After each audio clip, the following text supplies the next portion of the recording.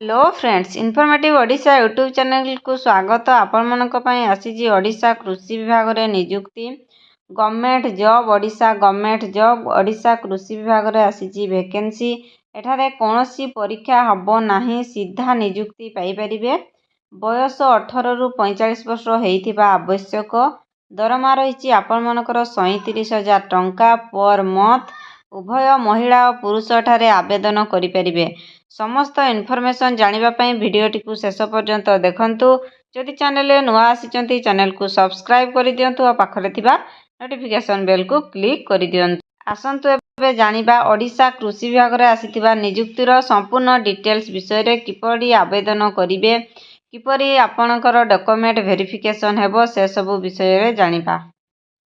ICAR NRRI recruitment 2024 रो details. Organisation name हैला ICAR Indian council of agriculture research national rice research institute Cuttack Odisha. एटा होची कटक रे माने posting हेबो। ये होची कटक रो वैकेंसी। तले टाइप ऑफ जॉब होची temporary. Category Odisha government job. Name of the post होची ECO PA1 आउ JRF पोस्ट रही। ताहले एप्लिकेशन मोड आपण केमिति आवेदन करि परिबे। ताले वॉक इन इंटरव्यू, एटा केवल इंटरव्यू माध्यम रे ही आवेदन हबो। Who can apply all Odisha रो कैंडिडेट्स, केवल ओडिशा रो पिला माने ही एठारे आवेदन करि परिबे। प्लेस ऑफ पोस्टिंग आपण मानकर कटक रे पोस्टिंग हबो।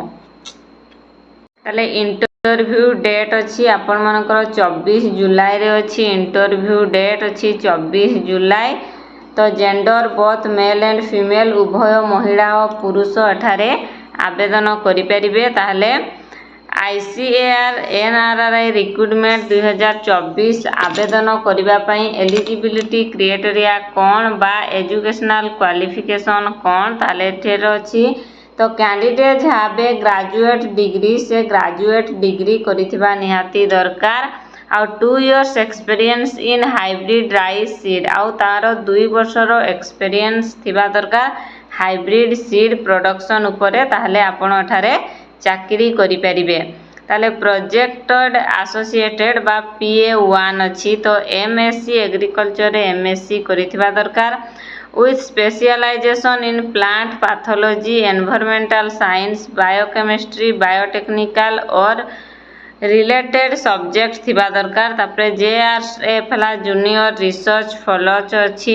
Post name and vacancy details. Chief executive officer CEO पई अछि 3टी पोस्ट। प्रोजेक्ट एसोसिएट 1 बा PA1 पई अछि गोटिए पोस्ट। जूनियर रिसर्च फेलोज पई अछि गोटिए पोस्ट। ताले असंतो एबे जानिबा एज लिमिट विषय रे। तो एज लिमिट केते, मिनिमम एज 18 वर्ष और मैक्सिमम एज 45 वर्ष। 18 वर्ष रु अधिक होइतिबो आ 45 वर्ष रु कम हेतिले आपण ठारे आवेदन करि परिबे। आपण मानकर पई किछि एज रिलैक्सेशन मध्ये रहिछि। ताले सैलरी केते रहइबो, ताले चीफ एग्जीक्यूटिव ऑफिसर पई अछि पर मंथ अछि 25,000 टंका। प्रोजेक्ट एसोसिएटेड 1 बा PA1 पई अछि 31,000 टंका per month. Junior research fellows पई अछि 37,000 पर मंथ। ताले सिलेक्शन प्रोसेस किपरि करा जिवो। तो candidate selected by walk in interview हेबो आ डॉक्यूमेंट वेरिफिकेशन रे एठारे सिलेक्शन करा जिवो। ताले एप्लिकेशन फी कोन रहिछि। तो एप्लिकेशन फी सबु फ्री। एठी काहाकु भी एप्लिकेशन निया जाउ नाही। फी कोनोसी एप्लिकेशन रे फी निया जाउ नाही। समस्त को पई फ्री रे एठी आवेदन करि परिबे। ताहले रिक्रुटमेंट पई हमर डॉक्यूमेंट सब कोन दरकार। तो हमें जो गुटे जॉब अप्लाई करूचे, अप्लाई पई हमर डॉक्यूमेंट सब कोन दरकार। तो क्वालिफिकेशन सर्टिफिकेट 10th +2 +3 सर्टिफिकेट दरकार। सर्टिफिकेट इंक्लूडिंग हमर डेट ऑफ बर्थ थिबा दरकार। सर्टिफिकेट रे प्राय तो 10th क्लास सर्टिफिकेट रे डेट ऑफ बर्थ रही जाउची।